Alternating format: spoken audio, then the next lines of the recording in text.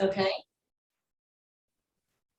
We will quickly do, first of all, I will call this June 1st meeting of the Solid Waste Advisory Committee to order.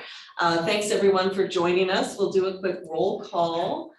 I'm Renee Radcliffe Sinclair. I am here. Jim Cooper, City of Olympia. I'm not hearing Jim. Carolina Mejia from Thurston County. Joe Downing, Port of Olympia. Oh, it looks like Jim is here.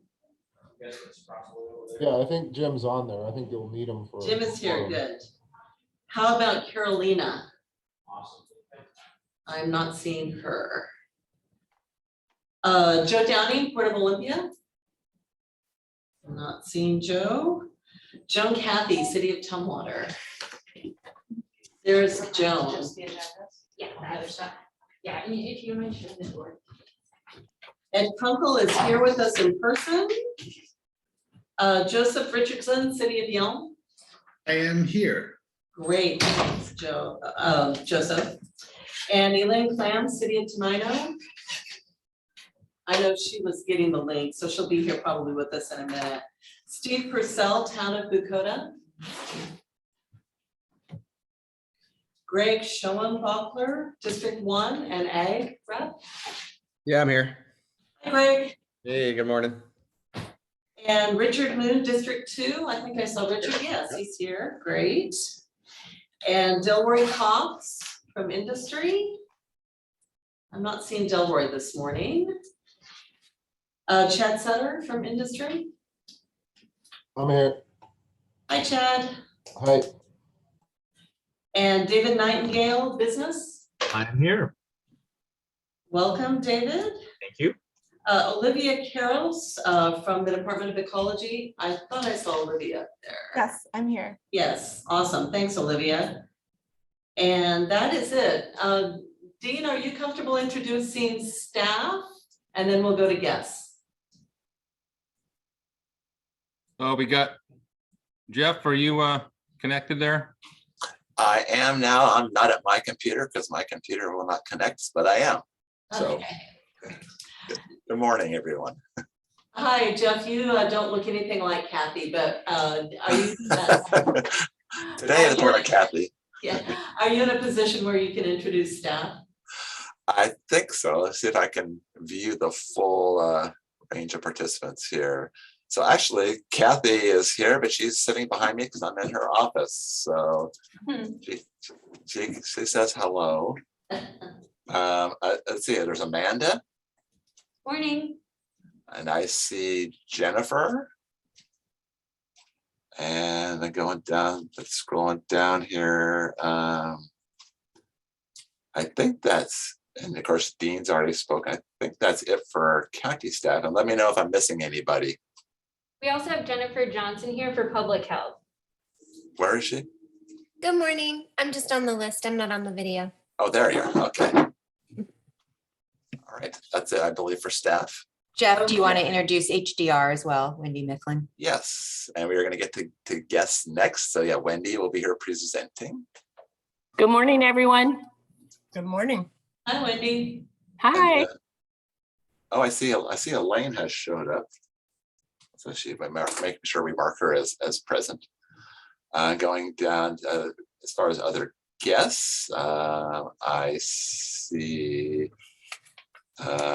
Mary Harrington. Hi there, Mary Harrington from Department of Ecology. Thanks for having me. And I see Nick Harbert.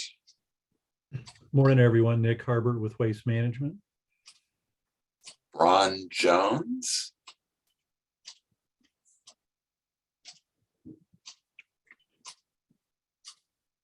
From Olympia, but if you're on there, Ron. I thought I saw, no, I don't see him right now. Wait a second here.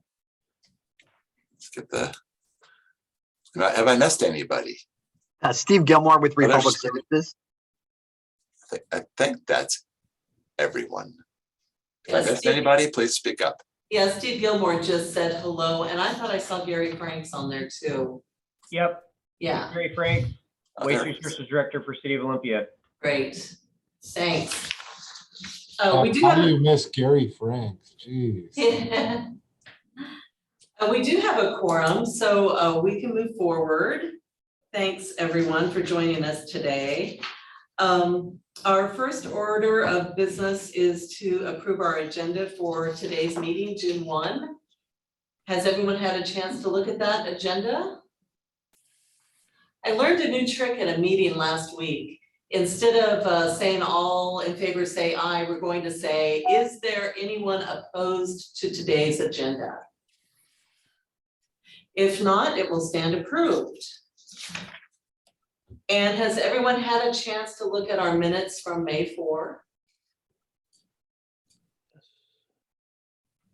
We did get one. I got a phone call from Delroy. I don't see him here today. Okay. He had some comments and edits for the minutes, and so we will be revising the minutes. So we should hold off on an approval of the minutes Yes. until our next meeting. Yes. Okay, did everyone hear that? We're going to hold off on approval of minutes to our next meeting. Do we have any public comments?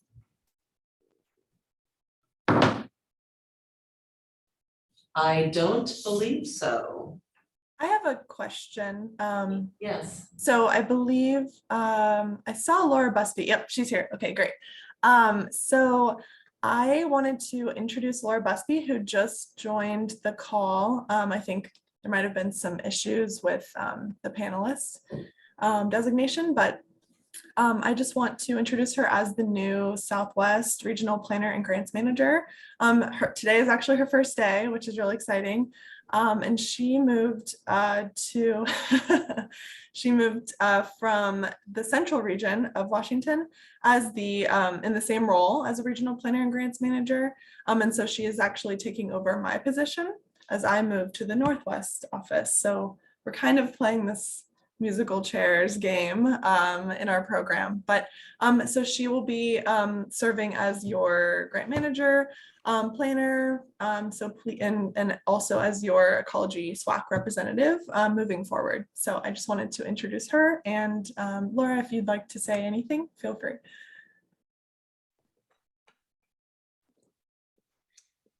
Hi, everybody. Great to see you this morning. I'm really excited to be here in the Southwest region, and I know Olivia is leaving some really big shoes to fill, but I'll do my best to jump into them and start out running. So please feel free to contact me if anybody has any questions ever, and I have Olivia as backup to help me out as well. So I'm looking forward to working with all of you. Thank you. Welcome, Laura, and how nice for you that you get to hang out with us on your very first day. So that's pretty darn cool. Welcome. Thank you. Anything else under old business? I just noticed Jim's comment. I wondered if, so the camera's pointing kind of this way. If you would like to move here, then everyone can see you, but if you'd rather be over there, that's. I'm moving right now. Yeah. Thank you, Renee. Sorry to do that to you after you started. Oh, it's okay. You want to, yeah, if you move down one more seat, you'll be on camera too. Any new business? Actually, Laura is new business. Welcome again, Laura. If not, we will move into a presentation from Wendy from HDR about our potential South County transfer station. Wendy. Thank you. Good morning, everyone. It's good to see all your smiling faces again. I haven't got to talk to you in a couple months. So Amanda's putting up my presentation, I think. Yep, I'll have it up in just a second. Okay. And I'm really mad that Laura's moving out of the central region into your region because I've got to work with her in the central region on plans. So you're very lucky to have her.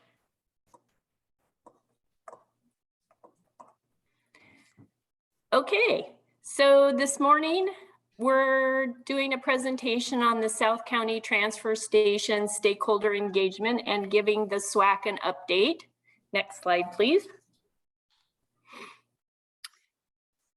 So the objective of our engagement project is to obtain community feedback on the Thurston County Dropbox sites to help the county with their site selection process and also the facility resources that they could potentially need in a future facility. And while we're also looking at site locations, those site locations will not be nailed down as part of the engagement overview. The site selection will be up to the county. So basically we're going out and engaging the public, looking for feedback on what services they want to the facility and what their needs are. So right now we're still kind of in the spring, and we're planning with the county. We're doing preparation of materials and plans for a summer engagement.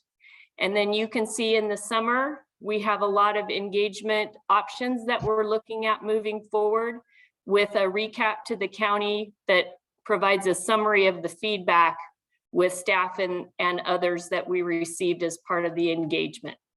So let's go into the actual engagement that we're going to do. We're first looking at doing some intercept surveys. And what those are going to entail is either HDR staff or county staff are going to go to the current Dropbox sites with a list of survey questions to talk to customers at the sites. We're looking at potentially July 15th and 16th to do that, one day at Rainier and one day at Rochester. And we have some preliminary potential questions that we're going to ask, looking at whether they're a commercial self-hauler or a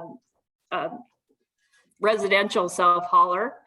What current services of the site do they use? And what do they like about the services? What do they not like about the services? What potential new services they would like to see at a solid waste site.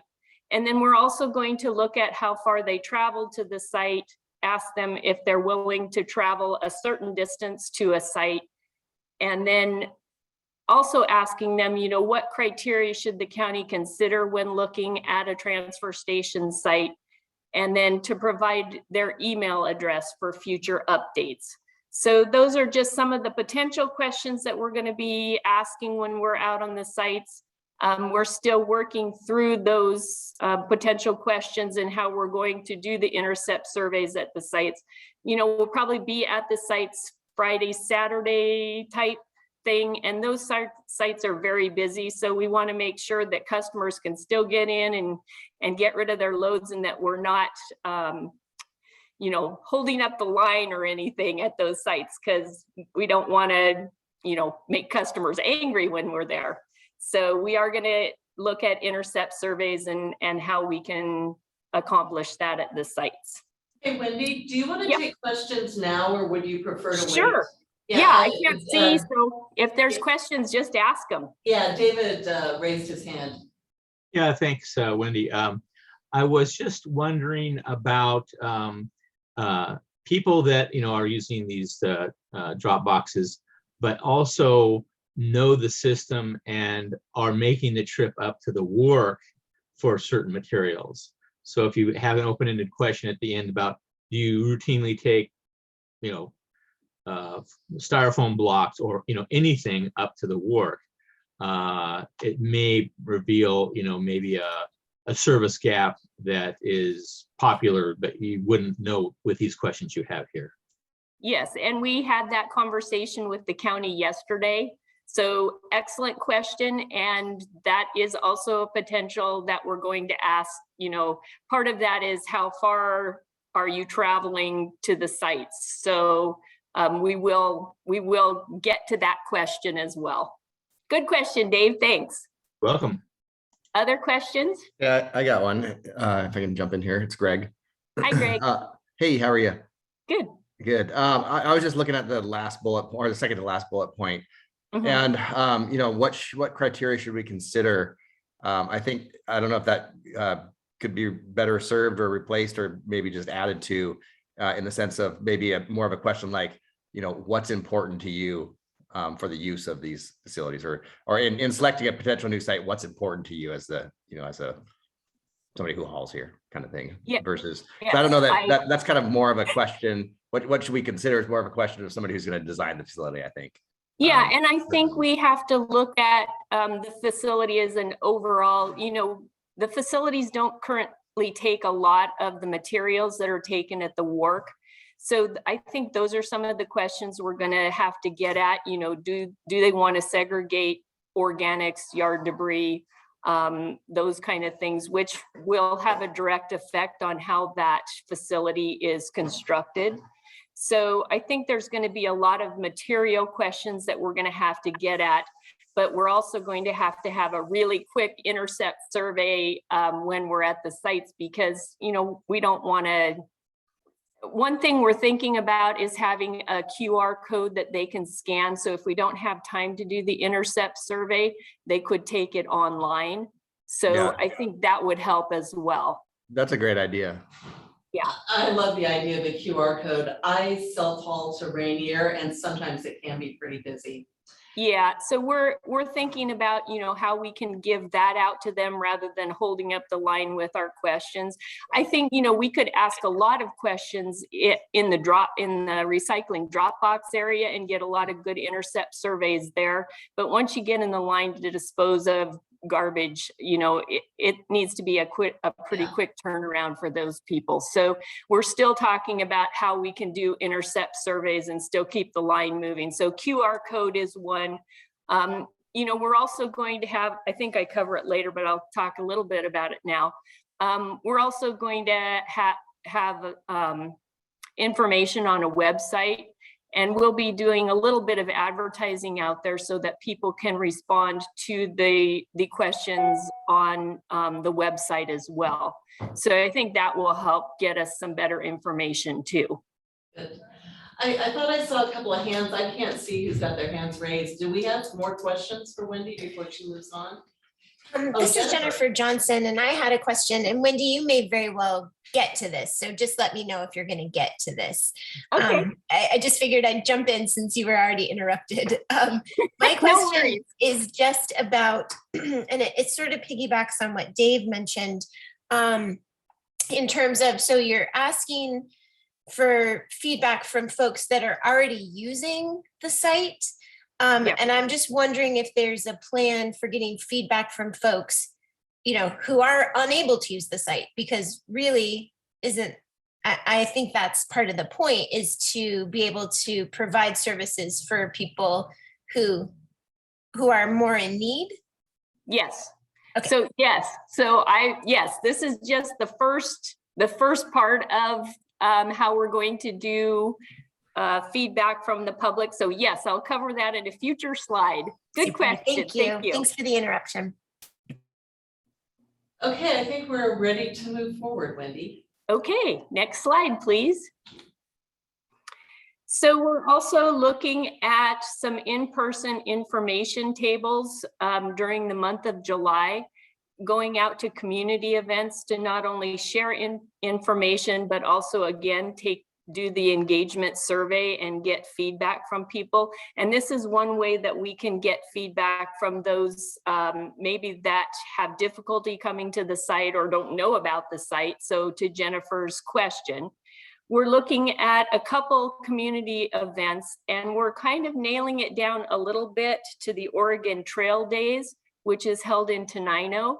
We think that's probably a good spot to do an in-person information table, but also to have, you know, to work together with the county, with their waste reduction and recycling group, and get information out for their programs as well. So we're looking at Oregon Trail Days, which is July 22nd to 24th. It's a 3-day event, and hoping that we can make that work for us as an in-person information table. We looked at, you know, are there other community events or farmers markets or parks with high traffic in the month of July that we could get into? And I think the only other one that had potential was the farmers market. I think it's in Tenino. So we're really kind of pushing towards Oregon Trail Days and to work cooperatively with county staff to be out in the community and do that. Questions on that? Or if any of you know of a different event that we should be looking at in July, we're happy to take that too. Wendy, this is Jim. I would just say the Tumwater 4th of July celebration will have a lot of people from South County, as will Lake Fair. We looked at that, but we don't think it would be pointed enough to the area where we think the transfer station should be. And so we were a little concerned about that, but that was on our list of potential information tables that we could be at. Right on. I know it's out of county, but would you consider the Southwest Washington Fair just because you might have South residents that would have voices attending that fair as well? We looked at that, and one of the things that the county and HDR is talking about is how to do outreach with Lewis County and their staff, because we certainly don't want to step on toes there. You know, there's some lines because of resolutions and ordinances that have been passed about out of county waste. So I think what Jeff and I have talked about is doing outreach directly to the county to get their feedback. You know, we know that they were also looking at the potential of a new transfer station in Lewis County because they were having problems with customer volume at their site. So, and I'm pretty sure you know that, Chad, because you're right across the street from them. So I mean, it's a line out my place and their place every single day. I mean, yeah, it's just Floral Street. Like you can't access either facility, mine or the transfer station. It's really bad right now. Yeah, and I know you've been using their scales to weigh some of your trucks too. So I think Jeff and I have talked about how to outreach to the county, you know, to see what their thoughts are if Thurston develops a transfer station in the South County. So that's how we intend to reach out to Lewis County. Hi, Wendy. My name is Joseph. Hi, Joseph. We actually have, it's in contradiction to the Oregon Trail Days because the trail, you said that was the 22nd through the 24th, right? Yeah. We have a Yelm Nisqually Valley Barbecue Rally, which is pretty well attended every year. And I think last year there was probably about 7,000 people just in our small community that showed up. But that could be an option, but it's just in contradiction to the Oregon Trail Days. And if you're looking for, you know, large, high traffic events, I don't know if that even qualifies. I feel like we're pretty big, but maybe we're still small potatoes. I don't know. What day is that? That's actually the 23rd of July, is a Saturday. It's a one-day event, and it's pretty awesome. It's pretty busy too, but at the same time, I mean, there's a lot of vendors there, a lot of booths, a lot of informational booths, and just an option, just throwing it out there. Okay, I appreciate that. We didn't catch that in our search anywhere, so I appreciate that, and we'll take a look at that as well. Right on. It's fairly new. Okay, thank you. I think I saw Elaine's hand up as well. Elaine, did you have a question? Yes, this is Elaine from Tenino, but you also have the Rochester Swede Days. Yes, we have that on our list. I think that's July 18th, 15th. I can't remember what day it is. We had that on our list as well. It was in June. Oh, was it in June? Yeah. I thought so. Okay. I think that's why we can't be ready for that one. We won't be ready to go out with our presentations and stuff until July. Okay, gotcha. So, yeah. And the farmers market in Tenino is every Saturday. And we looked at that as well. So this is really great feedback. I really appreciate this. Is the Thurston County Fair happening again this year? Yes. It is? Yes. Because that might be a good place too, just thinking.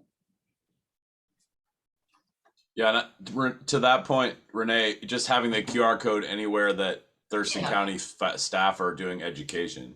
Yeah. Yeah. Yeah. And I think that's what we're shooting for, is when they're out there doing their education and outreach, have that QR code available. Yeah, that's so. Any other questions for Wendy before we move on? I had a comment. Yes, Joe. Well, thanks. I support what the other speaker, Joseph, said, because I think it's important to have some outreach in Yelm for two reasons. One is to get their input, and two is to start to let the public know that the transfer stations in East and West South County are going to be closed down at some point in benefit of this new centrally located. So I think that people in Yelm should be become aware of that. Thank you, Joe. Okay, Amanda, next slide. So we're also going to conduct a virtual public meeting. It'll be a 1-hour meeting hosted on Zoom.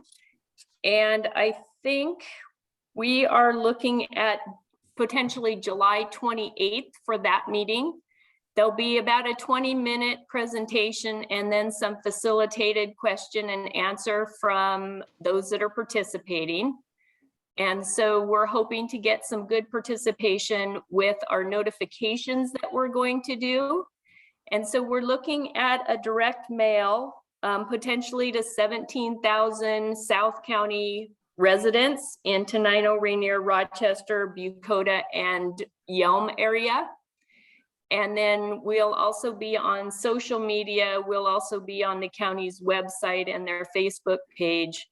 And so we will also be doing some emails to some key stakeholders in that area as well. Any feedback on the virtual public meetings? One virtual, I shouldn't say multiples, one virtual public meeting. I don't see any hands, Wendy. Okay, next slide. And then some other stakeholder engagement. We're also going to look for feedback from the system stakeholders and users.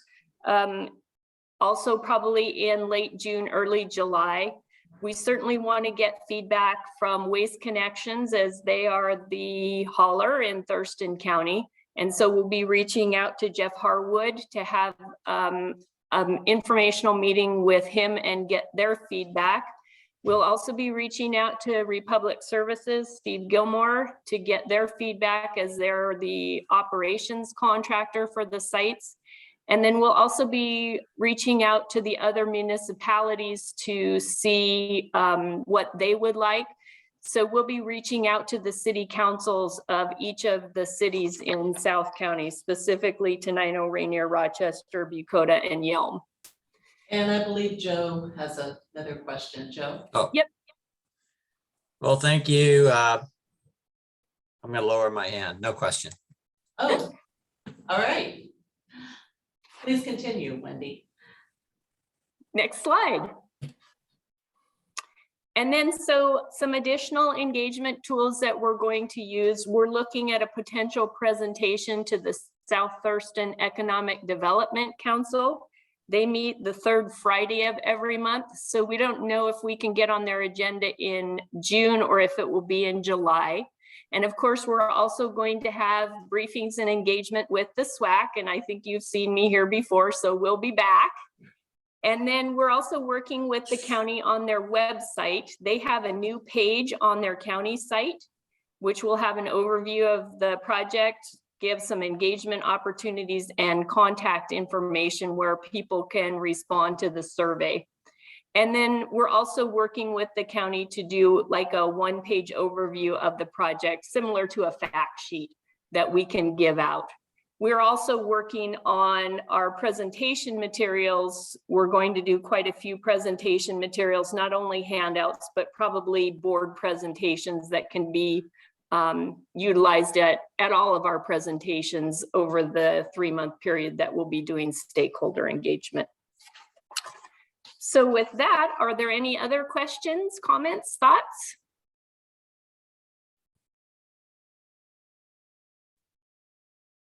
I'm not seeing any hands.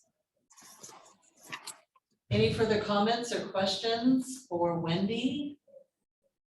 Might want to stop the screen share. Great. I guess maybe this is just for, maybe this is for Jennifer or somebody else, but is this this station is still part of the RFP, and any capital improvements or growth would all still be under the current like hauling contract that the county has with whoever that is. Like it would change terms or expand, or like what's that look like for the county?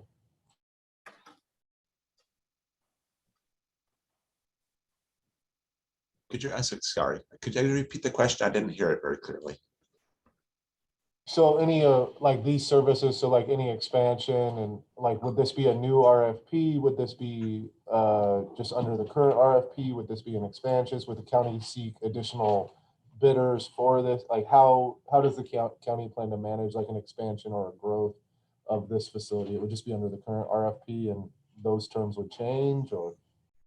Okay, I thank you for repeating the question. So as you know, we have a new up to our 10-year agreement that has been signed with Republic Services that will begin on May 1st of next year. Operation of the drop box sites as well as the work are covered under that agreement. If this does in fact happen and there's a change in conditions, it would potentially open up that contract for renegotiation for any changes in those operations. So it would be a potential contract amendment or change. Okay. Yeah, I was just wondering if it would be like a new bid for services, or if it would just fall under the current scope. So. Well, yeah, like I said, it would be a negotiated contractual change or amendment. That's how that is foreseen at this point in time.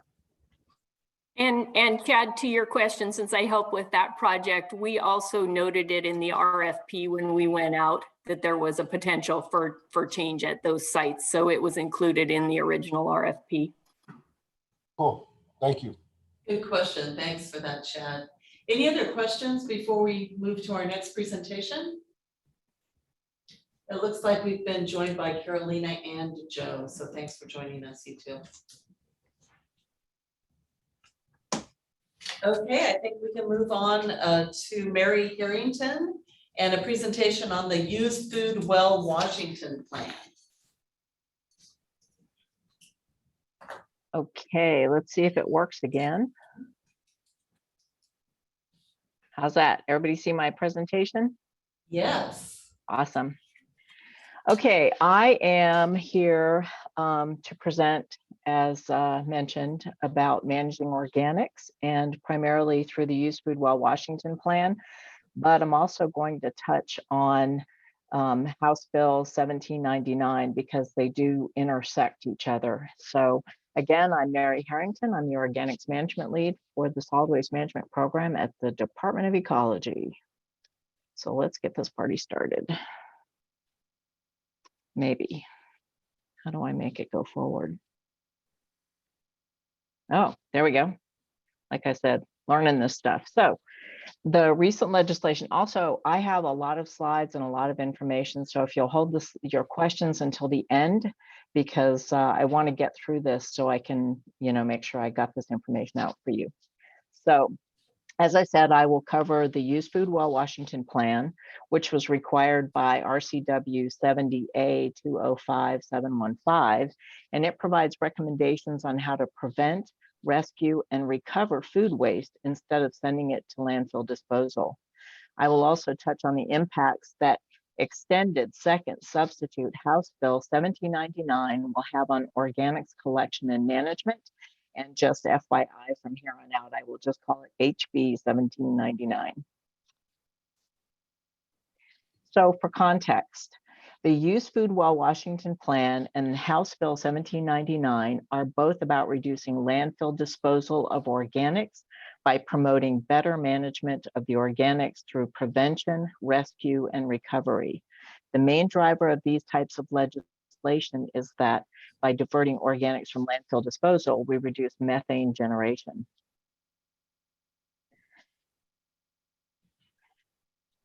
I've just been throwing some words out for you, and I just want to run over the definitions so that you know what I'm talking about when I say things. So, and I apologize, I committed a PowerPoint sin by having the exact definition and having so many words, but I think Amanda sent the slide deck out to folks. So I just wanted people to have a location where they could find these definitions if they need them. So let's get to it. The first two are defined through 70A 205715, and they are wasted food, and that is the edible food that is disposed.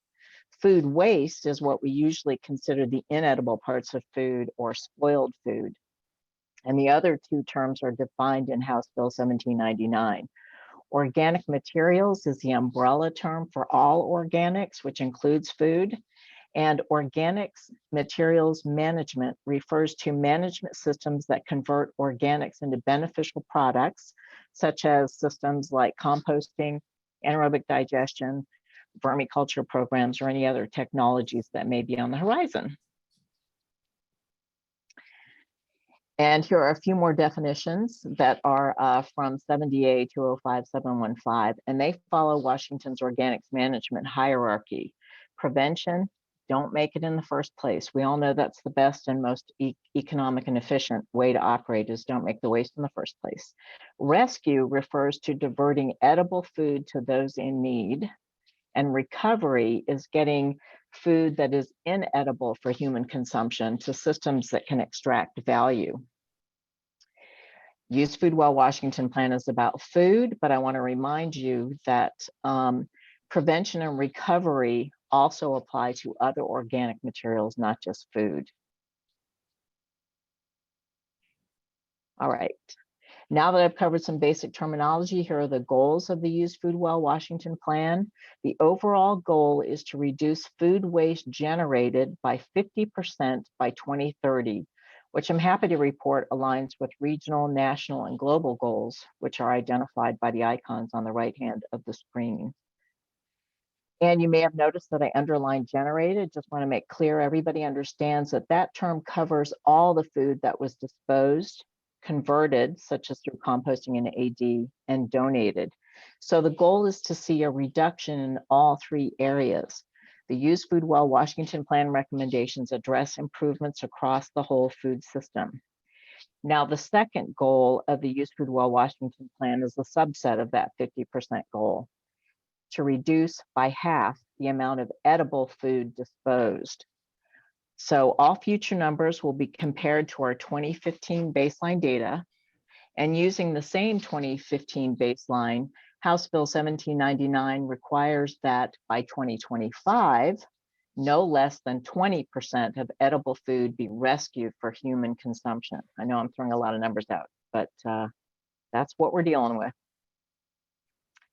So I'm not going to go too far into the weeds with a bunch of numbers, but according to 2015 baseline data, over 1,158,000 tons of food were generated through disposal, rescue, and recovery systems.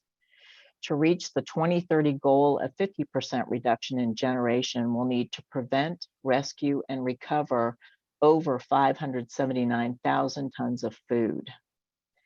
Information on how the baseline was created can be found on page 14 of the Use Food Well Washington plan and in Appendix A of the plan. So this bar graph includes the estimates for edible food disposed, inedible food disposed, and recovered food waste. It provides a yearly chronicle of our efforts and what the bar graph will look like if we reach the 2030 goals. Right now, we do not have robust numbers for rescued food, but House Bill 1799 supports improved reporting systems, so we will be gathering better information on food rescue soon.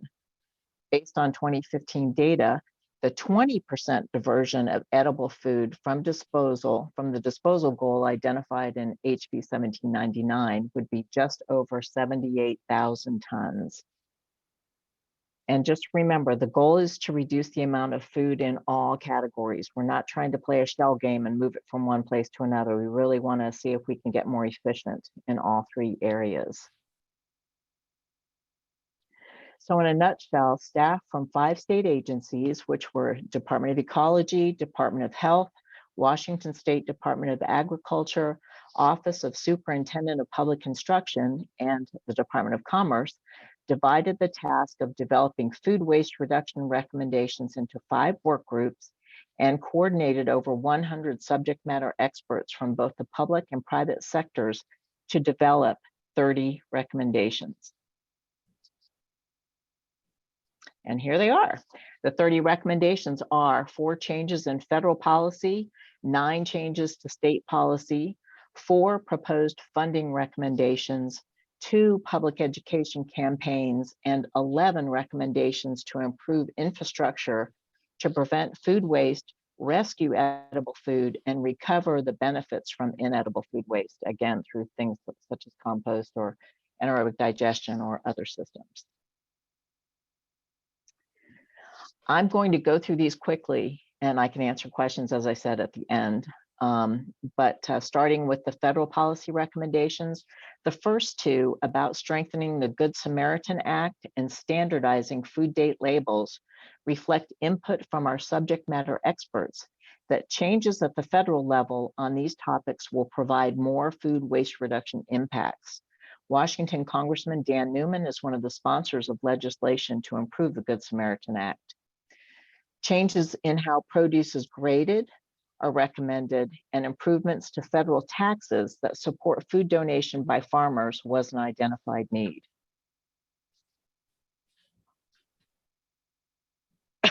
Excuse me. Now on to the state policy recommendations. We start with a recommendation to establish the Washington Center for Sustainable Food Management, followed by continued coordination with state and national partners. HB 1799 Part 4 establishes the creation of the Washington Center for Sustainable Food Management and supports the Food Center working with state and regional organizations. Finally, number 8, finding non-regulatory solutions to food waste disposal was recommended. And the HB 1799 kind of went in the regulatory direction with that, and we were hoping for a non-regulatory approach, but we'll get there. So still under state policy recommendations, number 9 acknowledges that the ever-changing landscape of organics management requires improving the regulations around the process of siting and regulating facilities. Apple maggot restrictions and increased scrutiny of air emissions are 2 areas that impact organics management. And the last 4 on this slide relate to changes within the school system, and they are already on OSPI's radar. That's the Office of Superintendent of Public Instruction. It's already on their radar. On funding, one of the most critical barriers to addressing food waste in Washington is the lack of sustainable and dedicated funding.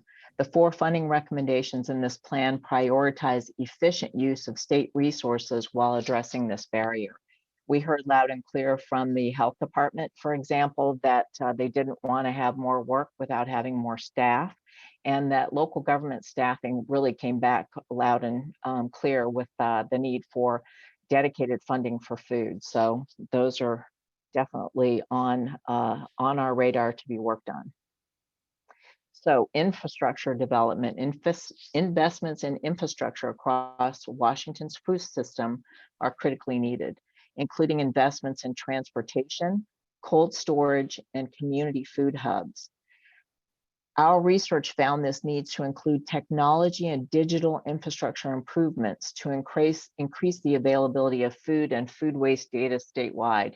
And this has to go with the fact that we don't really understand how food moves around the state, how wasted food moves around the state. We would like to have a better idea so we can maybe plug some holes in getting that food waste to true beneficial end uses. Now, these last 6 recommendations round out the infrastructure development section. Efforts to improve access for local farmers and producers to regional processing and repackaging operations, and more attention to school system infrastructure upgrades are identified. The plan recommends more attention be paid to expansion of large and small AD systems in the state, that's anaerobic digestion systems in the state. And recommendation 30 finishes the infrastructure section with a reminder that we will find true success by diversifying our organics management infrastructure by supporting smaller scale systems like community and home composting programs, vermicomposting, and insect conversion systems, which are making a big showing in our state right now. So this is just a quick slide to provide some navigation tips. Top right, you see symbols that represent prevention, rescue, and recovery management options. And along the left side of the slide are icons for affected organizations. The attached example shows that recommendation 25 covers all 3 management options, and the icons illustrate which organizations may be impacted by the recommendations. We really worked hard to make this plan as easy to navigate as possible. So and also to be useful. So please take a look at it. So I am going to give a really quick look at how the economic impacts were calculated. These next 2 slides give a little bit of information about that process. An economic analysis of each recommendation was a required component of the Use Food Well Washington plan. Ecology's lead economist, Kasia Patora, wanted to understand the costs and benefits in each recommendation, so she included things like costs of research and development, staffing, machinery and equipment, and developing programs to regulations. Her analysis also included benefits like avoided or reduced costs of disposal or purchases, food waste diversion, reduced emissions, and ancillary benefits such as the creation of new products. The findings were developed using various literature sources and raw data and assumptions about implementation. This is a high-level skim of the process to develop the economic analysis, and I encourage you to take a closer look at it, which can be found in Appendix B that begins on page 98. This table shows the overall cost and benefits of all the recommendations. We found that if we implemented all 30 recommendations, basically modernizing how the whole food system approaches food waste, we could see over $1 billion in savings and over 1 million tons of food waste diverted. The analysis also provided information on environmental and social benefits. Obviously, there is a lot of information on the economic, social, and environmental impacts of implementation. So I, again, encourage you to read the plan. All right, now we're switching to HB 1799. The next 4 slides are about this recently passed bill. I have updated these slides with new titles, so if you're looking at an earlier version of my presentation, they may not match exactly, but the information is pretty much the same. HB 1799 was a large bill, and this is not a comprehensive review of it. Ecology staff are developing a web page, which will be up soon, that outlines requirements and timelines of HB 1799. Among the many components of the bill, here are 3 highlights. This bill establishes a goal to reduce the disposal of all organic materials by 75% by 2030 in relation to the same 2015 baseline developed for the Use Food Well Washington plan. And just remember, organics material is the umbrella term for all organics. The bill requires Ecology to work with a consultant and city, county, and private sector representatives to evaluate the adequacy of solid waste management funding.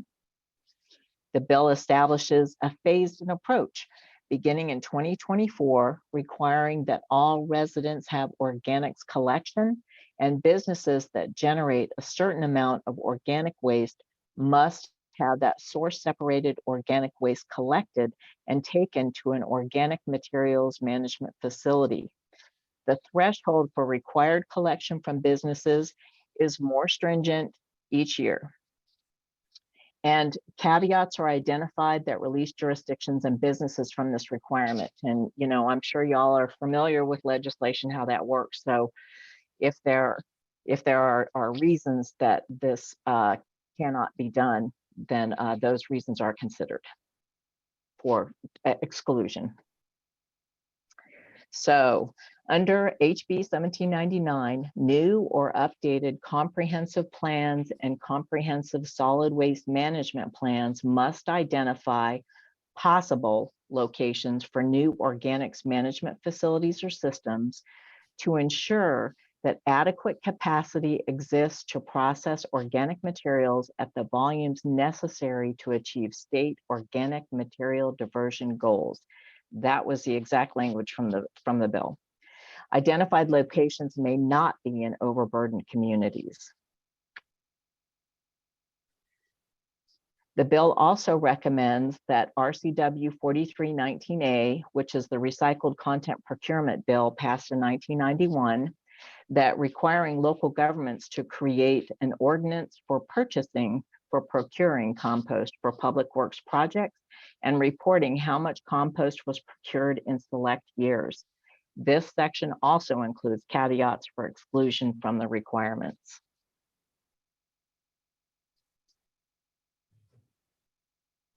So Part 8 of HB 1799 has a number of requirements related to product degradability, but I am just highlighting that enforcement authority for false product degradability claims has moved from the State Attorney General to ecology, cities, and counties.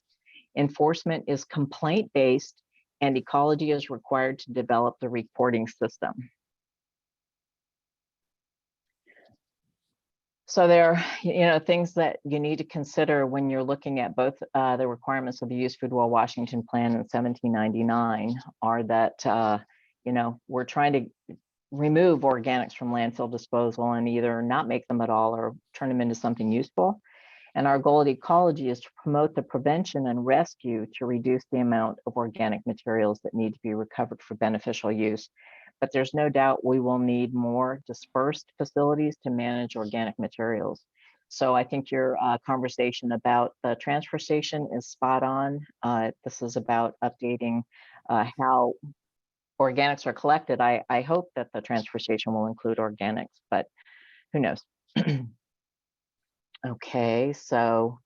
Hey, Mary, did you have time for question? She Yeah, wants this to is- take them at the end, Joseph. Yeah, this was my last slide. Gotcha. I'll wait. Yeah, This thanks, is the last slide. And yeah, there's so many components to this. So Thurston County has always done a really good job of supporting waste reduction and recycling. They've always had, I used to work for Thurston County, used to teach the home composting projects. So I know there's a lot of support in the county for this kind of stuff. So, and also the Thurston County Food Bank is one of the best that I've encountered in my work. So please continue to support those programs and continue to support the prevention, rescue, and recovery programs, investigate the feasibility of adding more food waste to the lot digesters. I don't know if anyone's looked at that, but there are issues associated with that, but they already have anaerobic digestion there and they flare the gas that they don't use. They use some of the gas, but they flare some of it. And be aware that I'm going to have to prepare a compost procurement ordinance. A model has been produced by Zero Waste Washington, and I think that's out there and online, but you need to have that. Counties, local governments have been asked to buy compost for a long time, recycled content products for a long time, but this is just an additional push to see if we can make a little more local compost be purchased by local governments. And then continue the ongoing education of residents that Thurston County has done such a good job of. And there's my contact information. Jade Monroe is the food waste lead. She's the lead on the food waste project. I'm the organics management lead, and Kasia Patora is the lead economist. Feel free to ask any of us any questions. And now I will take your questions. Joseph, you are up. Sorry about that. I was just listening and like, there's that feeling of, oh, she's getting farther away from the topic she mentioned. And then what I had a question on, Mary, was that House Bill 1799, there was that part in there that it requires ecology to work with a third-party consultant. Can we have an explanation, or I don't know, who's the third-party consultant?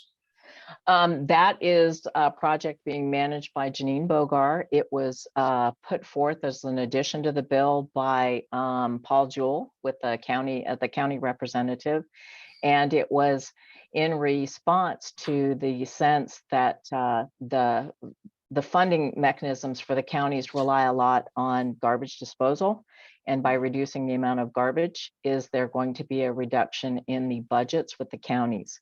The consultant has not yet been hired, but you will definitely hear about it once we have to go through the typical RFP process, get a consultant, and then get cooperation from the cities and counties as well. All right, thank you. I was just gonna ask, Mary, if you could stop your screen sharing, then we can see who else has questions. There you go. Yay. I thought, Jim, you have your hand up. Thank you. Yeah, a couple of questions. Interesting presentation, Mary, and thanks for sending the slides. It's good to have the content.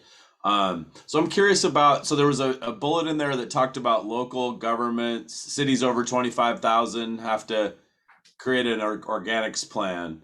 As far as I know, we have one city in our county that's in the waste business at all, and at least one other city that would apply to. So are there options for that being included in the countywide solid waste plan versus doing local planning?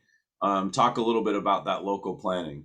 It is intended to be part of the comprehensive plan, as well as, which, as you know, is water and all the other aspects. And then the comprehensive solid waste management plan, it would be a component in both of them in order to identify areas that have been, we've got to go through this whole process of identifying the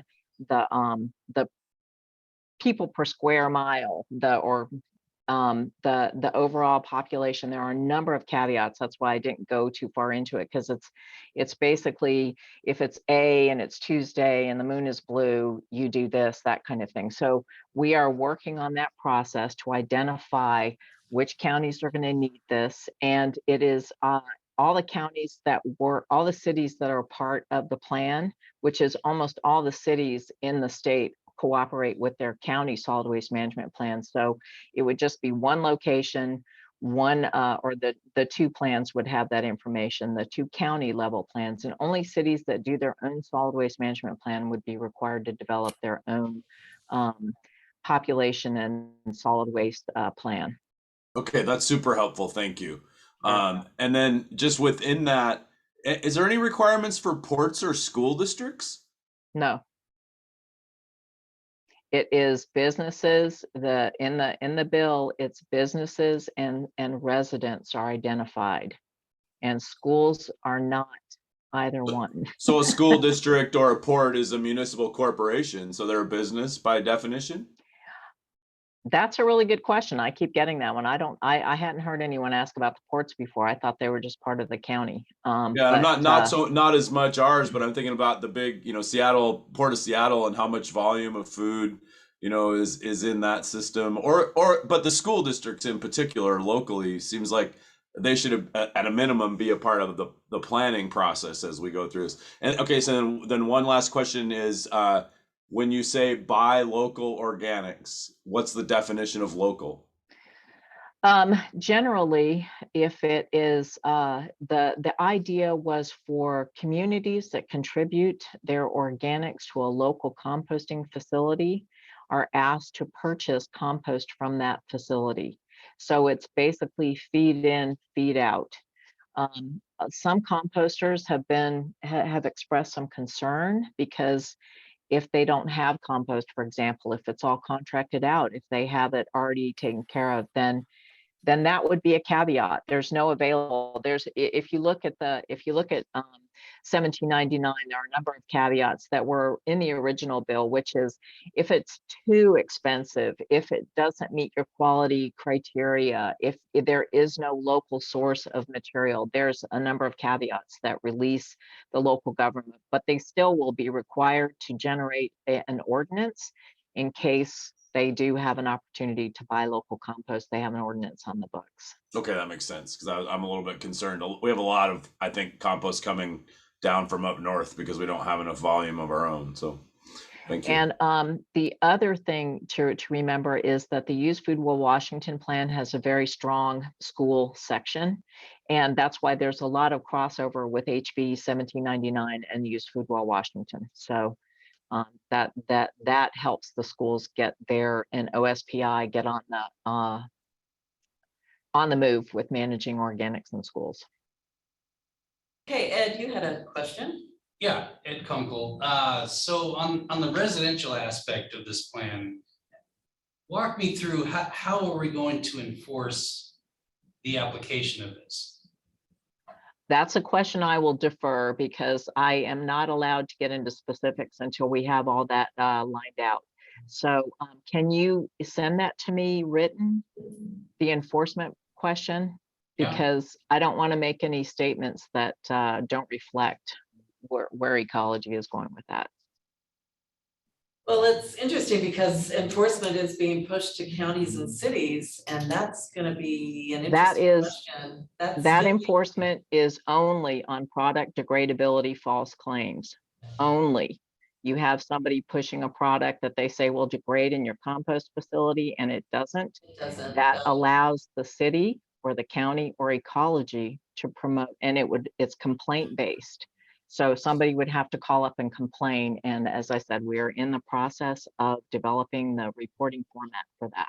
So adding material that's not compostable, is that a word? Yeah. Okay. Yeah. to material that is slated to be compost. That is where the jurisdiction and the enforcement comes in.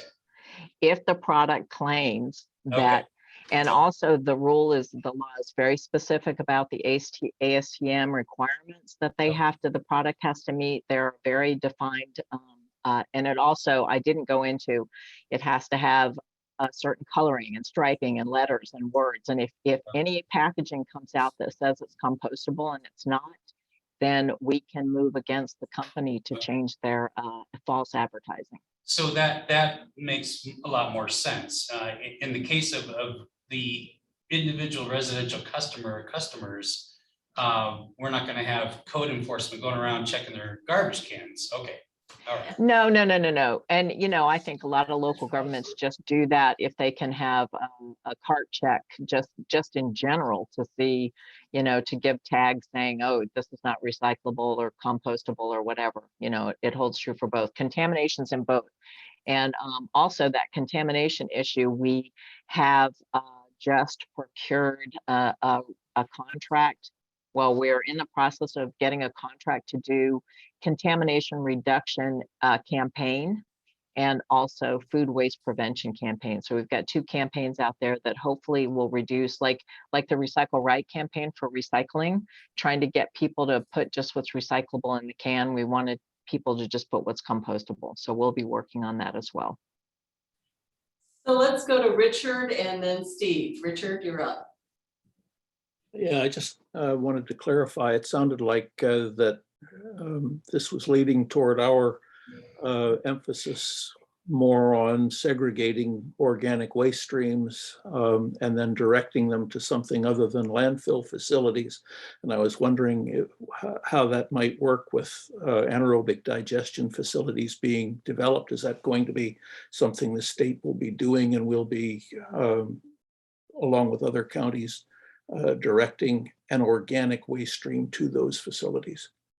That is the hope. In the Use Food Well Washington plan, anaerobic digestion got a lot of attention because we are very strong on composting, but our compost facilities are pretty full, and they're also harder and harder to site because of the apple maggot and other land costs and things like that. Most of the organics obviously are generated on the west side of the mountains, and that's where it's hardest to site facilities, even though we do have most of the compost facilities on the west side. But anaerobic digestion is a really important component. There are many wastewater treatment facilities that have anaerobic digestion. King County's South Plant is looking at improving their system for getting more organics through piping and through truck delivery. As you know, Tacoma has a state-of-the-art anaerobic digestion system, and they get food through pipes because their system was originally intended to manage food from processing systems around the city that are no longer there. So they have the capacity. So yeah, there's a lot of discussion, but one of the issues with anaerobic digestion is, like the lot facility is, they are not hooked up to any kind of, they don't wheel their gas. So whatever gas they don't use, they tend to flare. They do use some of the gas on site. So, and there's also the concern of when you add additional food to this system, you're going to have more solids to be managed. So there are definitely the issues that we need to talk about, but we're hoping that that providing more gas and improving our gas connection system will support getting more food into the system, and then also how we manage the solids at the end. So yes, those are all things we're looking at. Great, thanks. Thanks. Thank you. Steve Gilmore. Yeah, so I was just going to comment on Ed's question regarding enforcement. This legislation is very much aligned with California. However, in California, cities are actually required to enforce the use of the containers as well as what's going into the containers. As an example, in Sacramento, which is not doing any enforcement currently, only 40% of commercial businesses are actually utilizing the service for the last 4 months, and the city is not enforcing it, yet businesses are willing to pay $118 a month to have an empty container sitting there because they have to.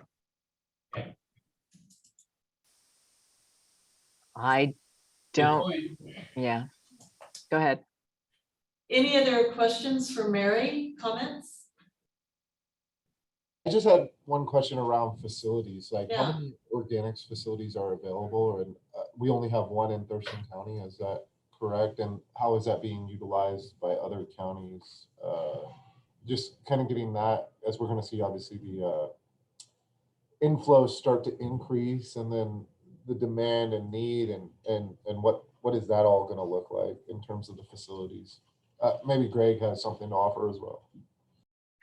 I know that organics definitely move around the state because they're managed by a company. For example, Waste Connections has a number of facilities, so they do move material from facility to facility, and composters do tend to have an overflow option if they get too much. As far as how that will move, and again, one of the things I want to talk about is management is the end of the pipe. Let's work on making sure there's less to be sent to be managed, and that is through helping people understand how to reduce how much food waste they generate, for example, but also with organics, on-site community composting, smaller operations that don't depend on these super large systems. That said, we are still being open to accepting more facilities where they can be built, and also anaerobic digestion for especially high solids anaerobic digestion that can take a mix of the woody debris and the food debris, if we can get some of those in, but they're pretty expensive. Yeah, I just think about a potential increased cost to our residents if with all the factors going on right now in the, that we're facing in terms of transportation and things like that, and moving the organics around, like are we going to potentially see an increased cost to our residents here as this starts to take effect, to where like the organics, it's just too much for the facilities in our region to maybe handle? So that's possible. We're also seeing restrictions on what organics facilities will take. For example, I just saw the notification, I think it's from Thurston County, that no bamboo, no palm fronds.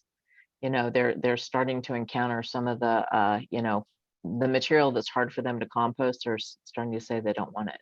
So, and if that wasn't Thurston County, I apologize. I think I just saw that yesterday. It is from us, yes. Oh, good. Okay.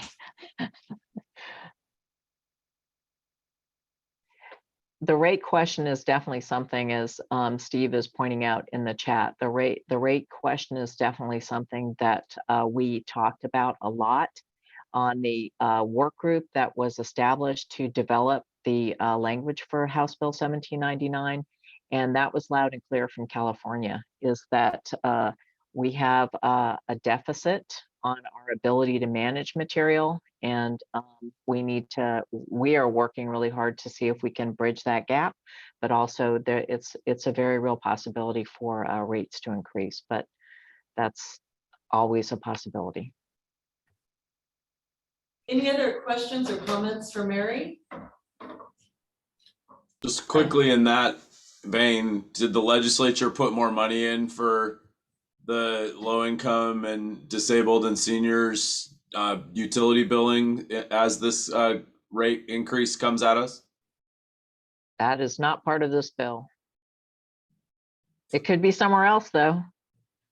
Okay, thank you. I've been through the budget pretty carefully and it's not there either, Jim. Any other questions or comments before we move on to Jeff? Thanks, Thank everybody. you, Mary. Really interesting presentation. Thank you. Yes, thanks. Great. Thank you. Thanks, Mary. Jeff, you are up. I am up. Well, first off, thanks to Wendy and Mary for the good presentations. Had some good information. Appreciate that. Just a few items. Just want to update you on for a manager's update today.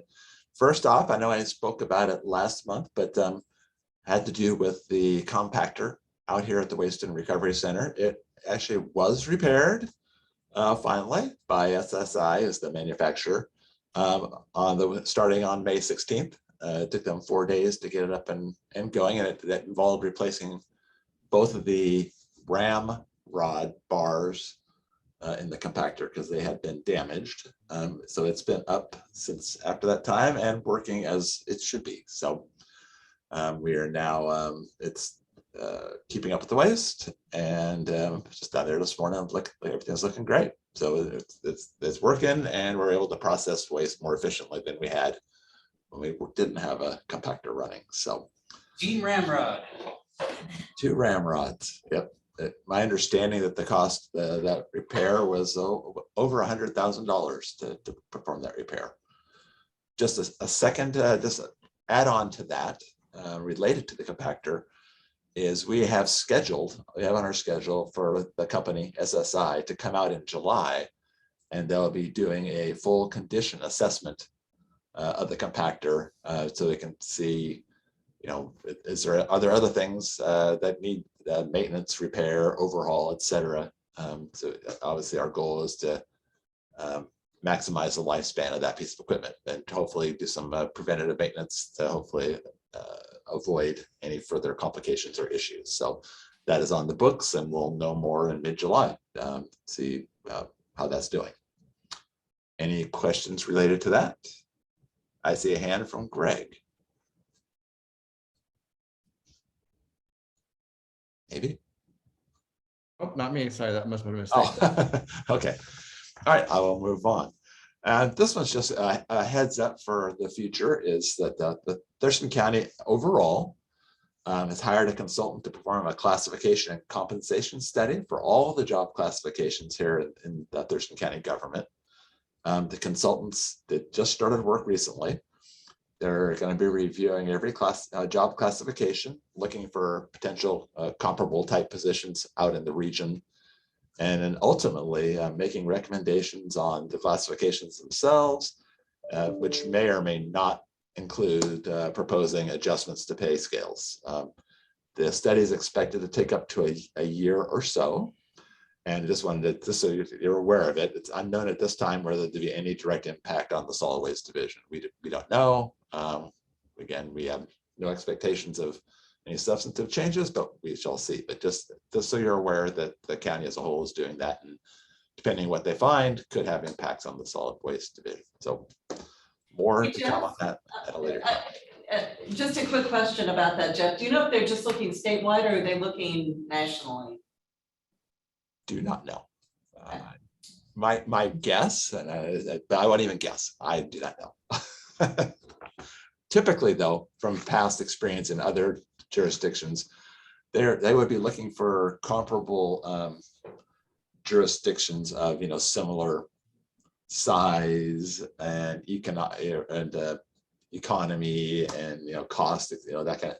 So, but who they would pick as comparables, I'm not really certain whether they'd be Western Washington type jurisdictions, cities, counties, or other agencies. They may choose from east side. I really don't know. Okay, thank you. I see Jennifer popped up on the screen. Did you have something to add to that, Jennifer?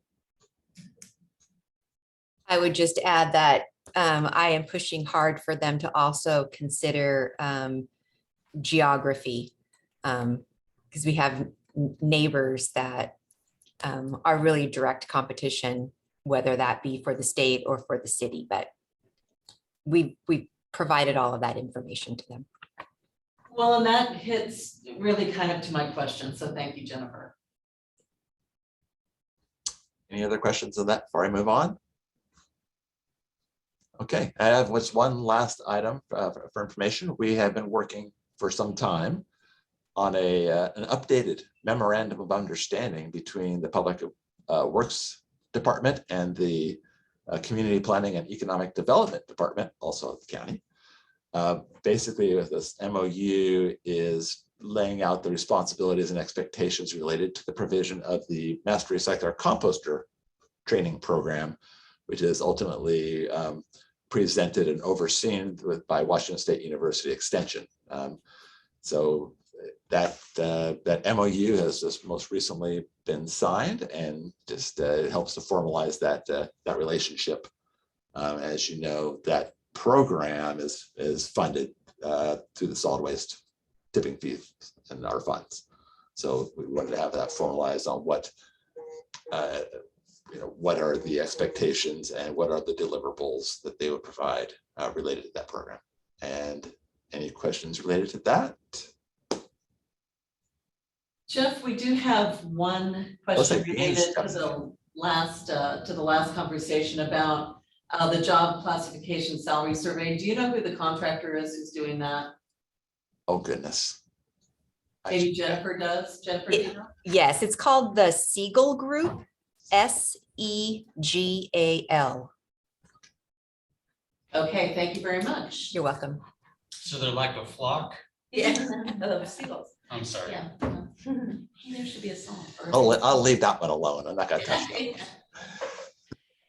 Any questions for Jeff? And that was my last item, unless anybody has any other questions. Oh, I did have one more thing. I'm sorry. If nobody else has a question, I had one other item. Actually, it's a question for everybody here before we move too much further. The July meeting, which will be 2 days after the July 4th holiday. I know last year, we just wanted to make sure that we were going to have a quorum for the July, because I know we canceled the July meeting last year, SWAC meeting.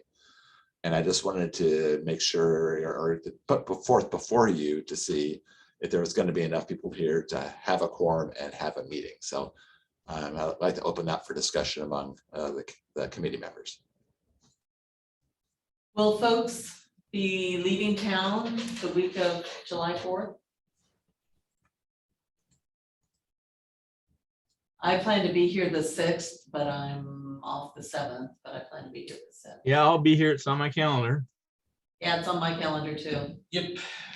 I think we're good, Jeff. Okay, good. We just wanted to make sure, because we know, sometimes it gets a little sparse. Yeah. All right, so we will go ahead and plan to have our typical meeting on July 6th then. Very good. Amanda, did you have something you wanted to add? That was it. That was it, okay. So we have a few minutes left. Does anyone have something for the good of the order? Delroy. Yes, first of all, I want to apologize for being late, and I'm sorry I missed Wendy and Mary's presentation. I did have a comment, and I was assuming the minutes probably passed as Delroy, Pardon? we're holding the minutes until they can be updated, and we'll take a look at them at our next meeting.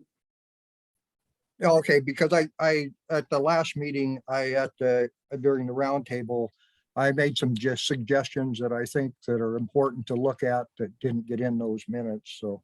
Well, and the minutes are being updated, and we'll take a look at them for our next meeting. Okay, I appreciate that.